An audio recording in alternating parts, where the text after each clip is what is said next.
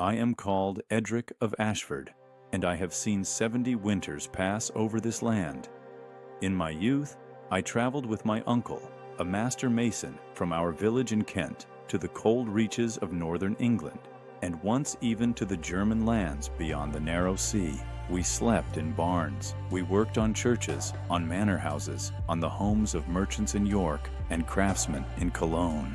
We cut stone. We mixed lime. We watched timber being raised by men whose fathers had raised timber before them and whose sons would do the same after they were gone. I am old now. My hands shake when the cold comes.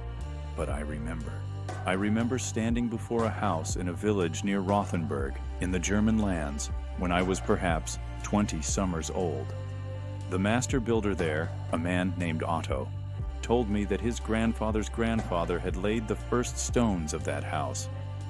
I did not believe him at first, but the stones were worn smooth by rain, the timber darkened by centuries of smoke and weather, and yet the walls stood straight. The roof did not sag. The floors did not rot. That house had already seen more years than most men would see generations, and I thought to myself, even then, how is this possible? We did not have much. We did not have the great engines or the cunning devices that I am told exist now in distant lands. We had stone, we had timber, we had lime and sand and water. We had our hands and our backs and our time. But perhaps that was enough. Let me tell you what I learned. Traveling with my uncle through the cold lands of the north, watching men build houses that would long outlive them. The first thing you must understand is this: we did not hurry. I know this may sound like a small thing, but it is not. It is perhaps the greatest thing. When I was a boy, I watched a house being built in my village. The foundation stones were laid in early spring. They were large stones, chosen carefully, fitted together with lime mortar. And then the builders stopped. They did not continue. They let the stones sit through the summer rains, through the autumn winds, through the first frosts of winter. I asked my uncle why they waited. He said the stones needed time to settle. The earth beneath them needed to adjust. The lime mortar needed to cure slowly, to breathe with the rain in the air, to become something harder than stone itself. Only after a full year did they return to build the walls. This was not laziness. This was wisdom. The men who built in those days knew that the earth moves, even if we cannot see it. They knew that if you build too quickly, if you pile stone upon stone without rest, the weight will shift, the ground will sink in places, and cracks will appear. And once cracks appear, water enters, and water is the enemy of all things built by men. So they waited. Now let me speak of timber, for timber was the bones of nearly every house I saw. We used oak, sometimes elm, sometimes ash, but most often oak, and not just any oak. The trees were chosen in the forests by men who knew trees as shepherds know their sheep. They looked for straight trunks, for wood without rot, for trees that had grown slowly in poor soil, because slow-grown wood is dense, and dense wood does not warp or crack so easily. But here is the thing that surprised me most when I first learned it. The tree was not cut and used immediately. When a tree was felled, it was left to lie in the forest for a year, sometimes 2 years. The bark was stripped away. The rain and the wind and the sun worked upon it. This drew out the sap, the moisture, the softness. What remained was hard and dry and strong. Only then was it brought to the village. Only then was it cut and shaped and fitted into the frame of a house. I have seen timbers in old houses that were cut 200 years before I was born. I have touched them. They are hard as iron. No beetle can bore into them. No rot can take hold. Why? Because they were given time. Now I will tell you about the mortar, for this is where the true mystery lies. We did not use the black powder that I am told is used now in some places. We used lime. Lime from chalk. lime from limestone, burned in great kilns until it became a white powder that hissed and steamed when water touched it. We mixed this lime with sand, sometimes with crushed brick, sometimes with ash from the hearth fires, and we added water slowly, carefully, until it became a thick paste. This paste was spread between the stones, and then something strange happened. At first, the mortar was soft. You could push your finger into it, but over time, over months, over years, it hardened.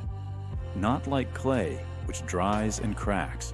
This mortar became like stone itself. It breathed. It absorbed moisture from the air and released it again.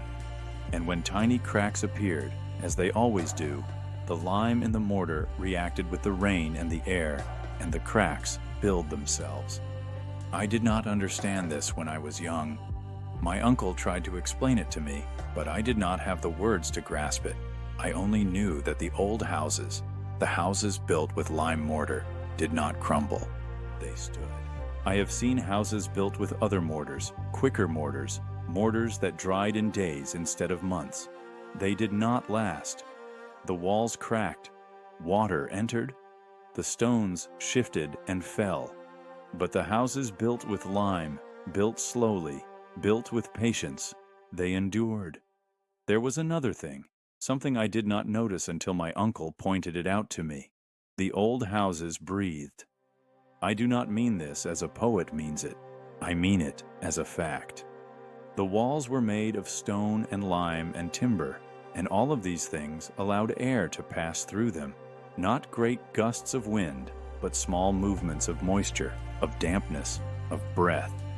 In winter, when we huddled near the fire, the smoke did not choke us because it found its way through the thatch, through the cracks in the timber, through the porous stones. In summer, when the rains came, the walls absorbed the moisture and then released it slowly, so that the inside of the house remained dry. I have slept in houses made of mud and straw, houses made of stone and lime, houses made of timber and clay. And I have noticed this. The houses that breathed did not rot. The houses that were sealed tight, where every crack was filled and every gap was closed, those houses grew damp inside. Mold appeared on the walls. The timber blackened and softened. The builders of old knew this. They built houses that moved with the seasons, that swelled in the rain and shrank in the dry heat of summer. They did not fight against nature. They worked with it.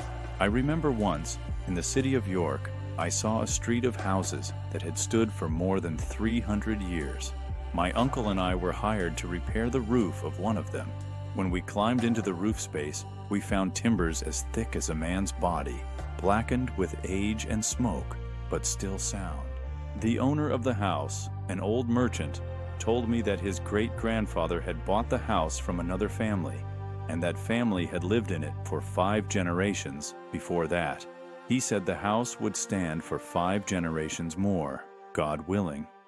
I believed him, because I had seen the care with which it was built.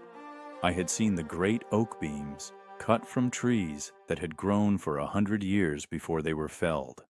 I had seen the stone foundations laid so carefully that not a single stone had shifted in 3 centuries. I had seen the lime mortar, still hard, still strong, still doing its work. This was not magic. This was simply the work of men who knew that they were building not for themselves, but for their children and their children's children. Now I will tell you something that may sound strange. The men who built those houses were not wealthy. They were not learned. Most of them could not read or write. They did not have books of drawings or measurements. They did not have tools of great precision, but they had something else.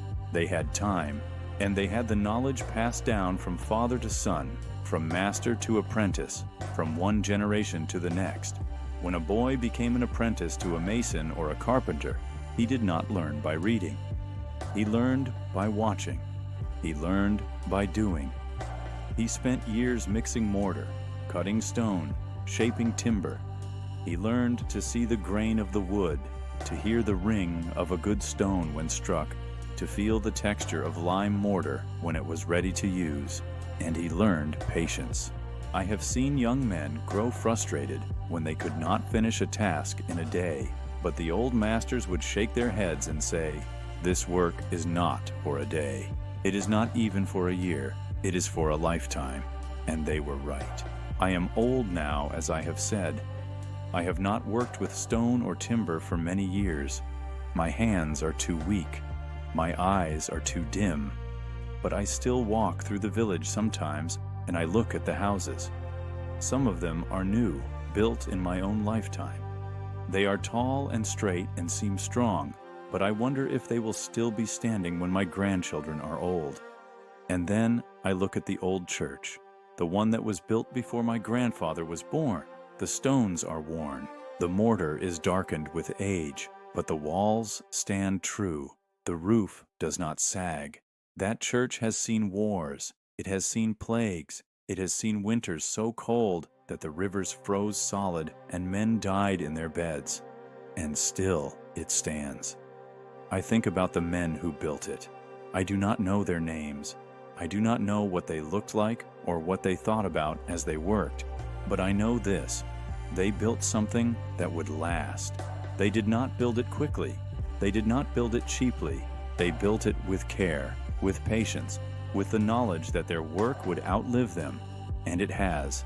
I have heard stories in recent years of great buildings in distant cities that are built in months, not years. I have heard of new methods, new materials, new ways of working. Perhaps these things are true, perhaps they are not. I am too old to travel now, and I have no way of knowing. But I will say this: if a thing is built quickly, I do not trust it, because I have learned in my 70 years that the things which last are the things which are given time. Time to settle, time to cure, time to breathe. The men who built the old houses knew this. They did not have great learning. They did not have books or plans or clever devices, but they had wisdom. And wisdom, I have found, is worth more than speed. When I die, this house where I now sit will remain. It was built by my father and his father before him. The stones were laid with care. The timber was seasoned for years. The lime mortar was mixed by hand, with patience, with skill. This house has stood through 50 winters since it was completed. It will stand through 50 more, God willing. And perhaps, when I am long forgotten, someone will sit in this same room, beside this same hearth, and wonder who built this place. And perhaps they will understand, as I have come to understand, that the work of our hands is the only thing we leave behind. Not our names, not our stories, but the things we build. And if we build them well, if we build them with patience and care and the knowledge of those who came before us, then they will endure, long after we are dust. This is what I have learned. This is what I have seen. And this is what I will carry with me when I close my eyes for the last time.